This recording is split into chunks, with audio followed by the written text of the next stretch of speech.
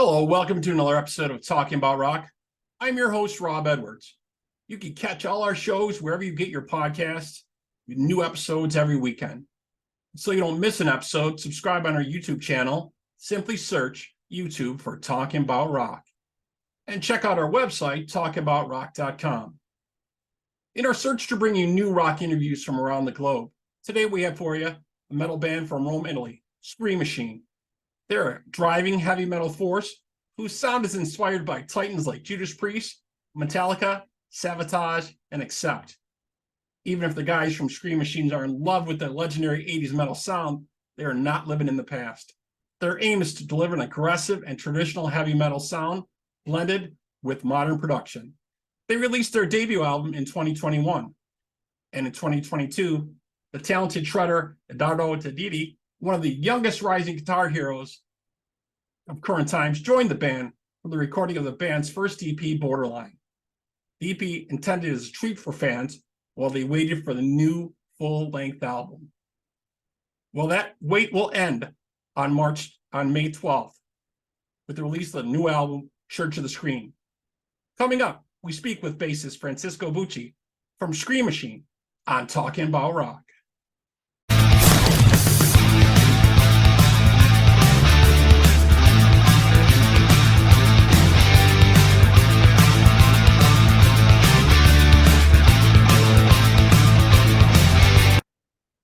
Okay, let's welcome Francesco from SCREAMACHINE to the show. Hello, Francesco. How's it going, man? It's going fantastic. In just 2 hours, our new album is going to be released here in Europe on the streaming service at midnight. I know, it's the countdown. I'm pretty excited. And you're in where are you located in? Rome, the Eternal City, Italy. Excellent. So I just went over a brief history of the band a little bit with our audience. But tell us, so I was reading SCREAMACHINE was your idea back in 2017, correct? Yes. You want to know a funny thing? I don't remember if it was to 2017 or 18. But anyway, yes, it's my idea. You know, even if the band is young, the musicians involved in the band, they are pretty experienced. Starting from me, I mean, my first album was released in 1999. And I was playing with another band called Stormlord, extreme epic metal. But I was always in love with, the roots of heavy metal. So after a lot of time, a lot of years, I felt the urge to pay the tribute to my roots. And I was lucky enough, to know during all this year of career, a lot of very skilled musicians that share my love for heavy metal. And that's how SCREAMACHINE was born. And to be honest, when we were recording our debut album that was released in 2021, I never could imagine that we could reach that point, because that album was, a joyful anarchy. We were just 5 guys in love with heavy metal that just wanted to play the kind of music that you can't hear anymore, because I think that our approach to heavy metal, it's not really cool. It's maybe old-fashioned in a certain way. But in fact, I was wrong. So we are here. There is some people who like SCREAMACHINE so much to support us, and we are ready for the second coming. Yeah, well, the outpouring's been standing. I was just checking you out on YouTube. You got 10,000 views on the latest video there for Church of the Scream, which is amazing. Can you tell us a little bit about writing the tracks for this album? You mean all the track list, or just the song Church of the Scream? The whole track list? Any tracks that come to mind, or some of the writing experiences you went through with some of the folks? Sure. Sorry if I put my hands there. Sure, of course. Well, I think that this is the first album of SCREAMACHINE as a band. I mean, with the debut album, as I told you before, it was something much more. It was an expression of our feeling. Of course, after 2 years, we also released an EP, a digital EP last year. We had the chance to know each other better. We had the chance, to analyze our sound, to understand what SCREAMACHINE really is, and to understand the sides of SCREAMACHINE that we like the most, and to develop them, and the side of SCREAMACHINE that maybe like a little less, and to leave that behind. What is important for me? for this band is, of course, to pay the tribute to the roots of heavy metal, like I told you before. But we don't want to be a cover band or a vintage band. We want to take the sound, which I told you, it's maybe right now it's more underground, and take it into 2023.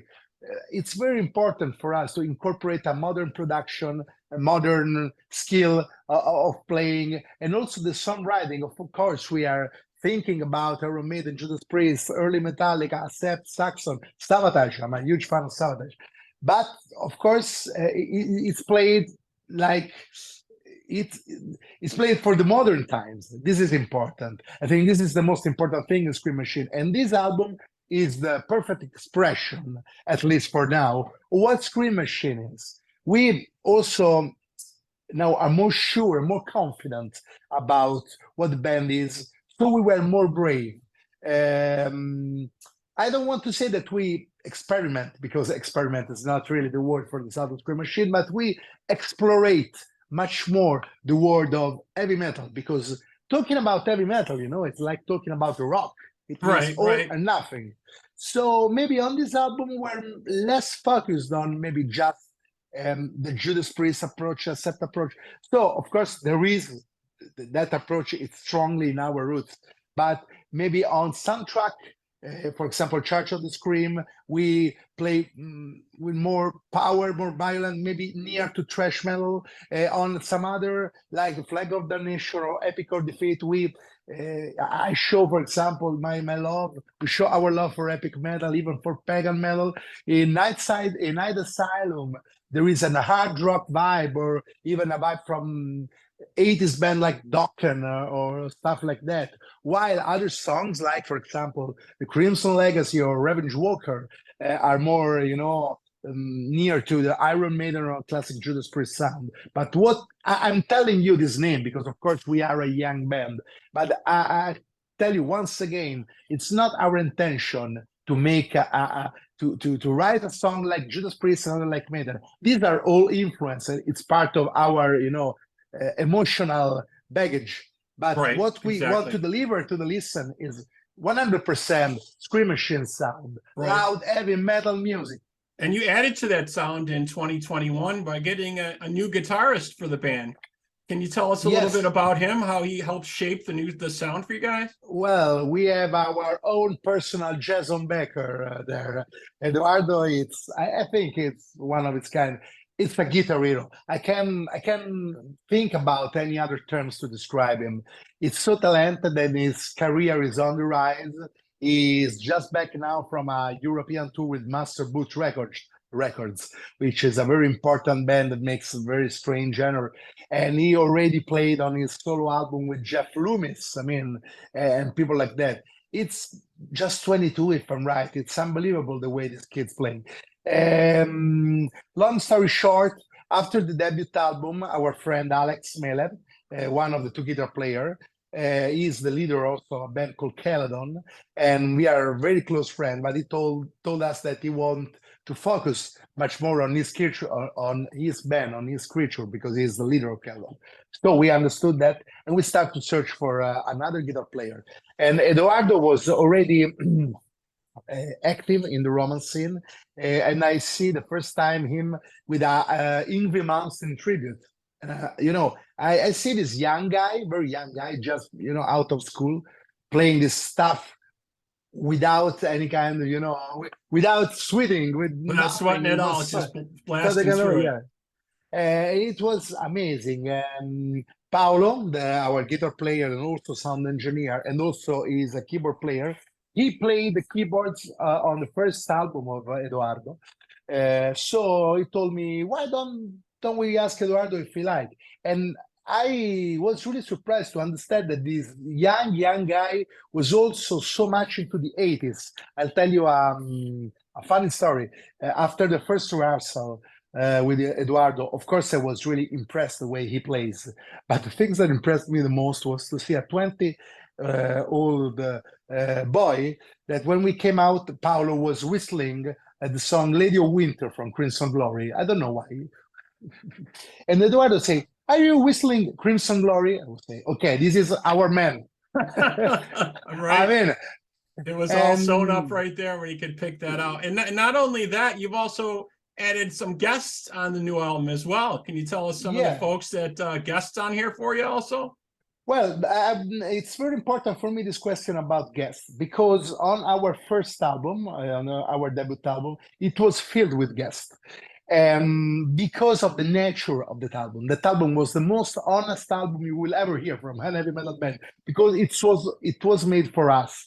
And of course, we had this, joy of sharing our song with friends. And so the first thing that keep us in mind, that came us in our mind, was to maybe ask to the people that we know, the guitar player that we know, that we think that they are the best in metal, in the Italian metal scene. And we were lucky enough, to know a lot of people. So we had this wonderful guitar hero on our debut. And then with Frontiers, we were able also to reach icons like Steve DiGiorgio or Herbie Langan. On the new album, there is only one guest. Because when with Paolo and with Valerio, we started thinking about writing the new album, we didn't speak each other about that topic, but we thought the same. No guest, because we don't want to appear, like a circus, like the band with the guest. Now it's time for Scream. I'm so proud to have all these talented guys that gave their contribution on our first album. But right now it's time to show the world that Scream Machine, it's a band. There's only one exception. Only one exception. It's my close friend, Mr. Davide Damnamora, from the singer from Elven King. We are friends since 25 years or more. We shared also a side project back in the days, 20 years ago, called Leprechaun. And, it's been years that we chat and we say, okay, we have to do something together. But Right. then maybe he's busy, I'm busy. Then, when you grow up, the life is busy. So it was Very always busy. difficult to match each other. Then I wrote this song. It's one of the songs that I'm most proud of the album. I know it's not an easy song. It's long, more than 7 minutes. It's more not so near to the classic style of Scream Machine. It's an epic metal song where I show my love for early Manowar, Bathory, even pagan music like Skyclad, or even Doom like Candlemas. And this huge song that needs some listen, to appreciate it, has this break in the middle, this section in the middle with this guitar riff that really seemed very pagan. It also sounds like something from Satyricon, the black metal band. And I was listening to this part and I say, Davide would be perfect for this. So I wrote, WhatsApp and say, hi, hello, Davide, the time has come. You can't say no. And he say, yes, I'm gonna do that. Right. You got to figure something out. We got to make our schedules work this time.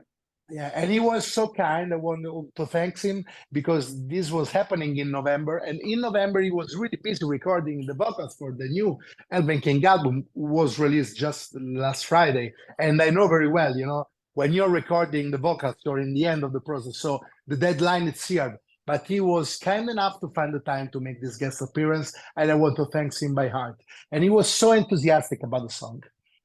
Excellent. And I was checking out the album artwork too, and that is outstanding as well. Can you tell us a little about the artist who did the artwork for the album? Very, very nice.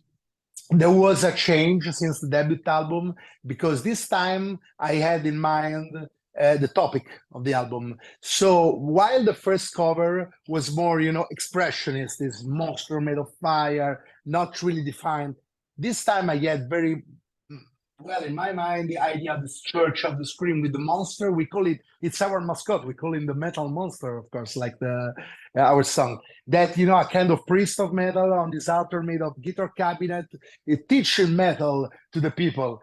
And I need, an artist more traditional, more into a visual style. And I was lucky enough to have Stan Decker, which is an outstanding artwork cover artist that has worked a lot with Frontiers, and I didn't know that. So I was spoken with Frontiers. I say, I really want this guy. He say, okay, easy. He's doing a lot of cover for us, so no problem. I made it simple, right? Yes, sometimes it's so easy. Maybe Right. if I was programming it, it would be Right. not easy at all. And so I was so happy because I was searching for my Derek rig, if you know what I mean. Right. And he was so able to understand what I had in my mind. In fact, I have to say that I had the privilege during the album that I made before to work with some legend. Some cover of Storm that was made by Petagno, the artist behind, the Snaggletot of Motorhead, and Right. then with Fournier, the one who drew Avantasia and Heart of Winter of Immortal, and Jula, the one who drew, Stratovarius and Destruction, and they are all great artists. I love them. But this was the first time that, the first draft he sent me, I say, it's perfect. Okay, it's just color it. It's perfect that way. So I'm pretty sure that, and he was such a kind guy. So I'm pretty sure that also, if there will be a third album, finger crossed, he will be the one in charge for the cover album. Right. It's just falling all into place for you. Excellent. I really like the tracks too. So I want to take a quick break here and we're going to check out the title track for Church of the Scream. And we'll be right back here on Scream Machine. We'll be right back here on Talking About Rock.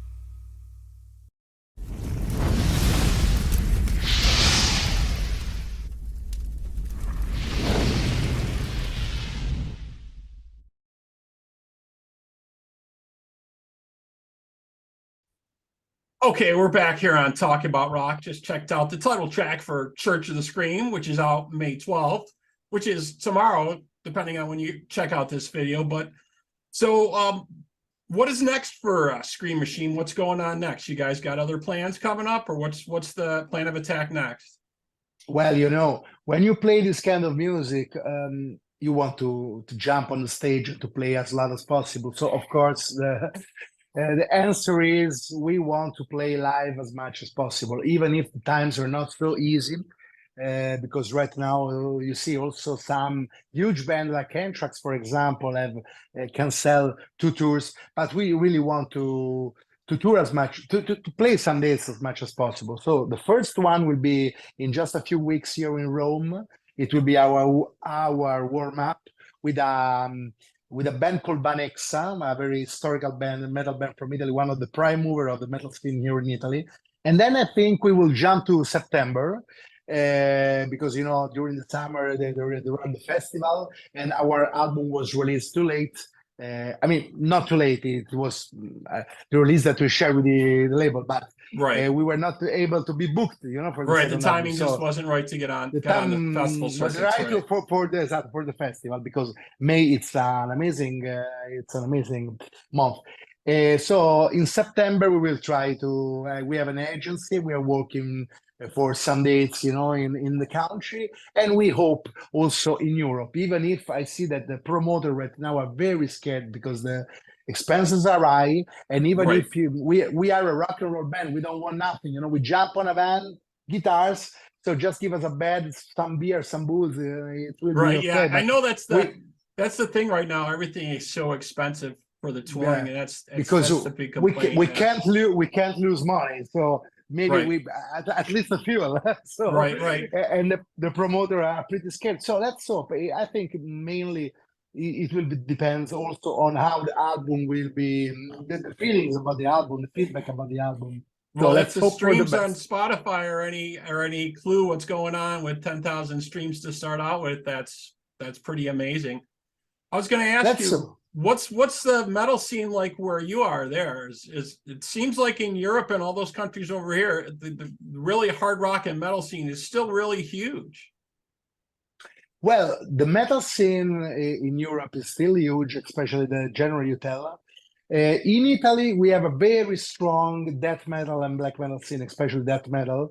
Bands like Flesh God Apocalypse and stuff like that, The Evangelic, Heart of Penance. As for the power and classic metal, we always have Rhapsody, Elven King, of Right. course. But Italy is more about extreme metal, if I have to say. While Germany, maybe, or Sweden, they have a strong metal scene too. But anyway, the metal scene right now is going very great. I mean, I'm a grown-up guy, and I remember when people was not believing in the Italian scene. You just have a pizza, mandolino, and mafia. How do you want? How do you dare to play metal? And then Right. bands like Lacuna Coil or Rhapsody just changed the game. We were ahead of the game. When Rhapsody comes out with Legendary Tales, the whole Europe was shook. Was, oh, what the fuck is this? I never heard that. Right. Or, Well, or, hopefully, or yeah, yeah, hopefully or in the Lacuna. US we catch up with you guys, because we're always a little bit behind Europe. Right now, metal is not as big in the US as it used to be back in the day. We're all Yeah, of hoping that course. that's coming back eventually, because I see all the tours going over Yeah. to Europe and Japan and Yes. Spain, and all the hard rock and stuff is touring over there right now. But I Scream know Machine. that's going to heat up the US eventually, and it's all going to circle back. Scream Machine is trying to do our best to give the metal back. Keep the metal back. Excellent. So yes, there is a very good scene here in Italy right now. Very, very cool. Yeah. Well, we hope to see you in the States sometime, definitely playing some shows. And you folks can follow Scream Machine on Facebook, on their Instagram, www.screammachineband.com, screammachine.bandcamp.com. You can get their new albums, you can check out their merch, all that good stuff. Yes. Francesco, thank you so much for being everything. with us today. It's been a pleasure to speak with you, man. Thank you so much. Thank you for your support, man. By my heart. Excellent. See you. Yep. We'll always be here keeping the torch alive, folks out there. Thanks for tuning in. and check us out on our next episode. All right. Have a good night, man. Ciao.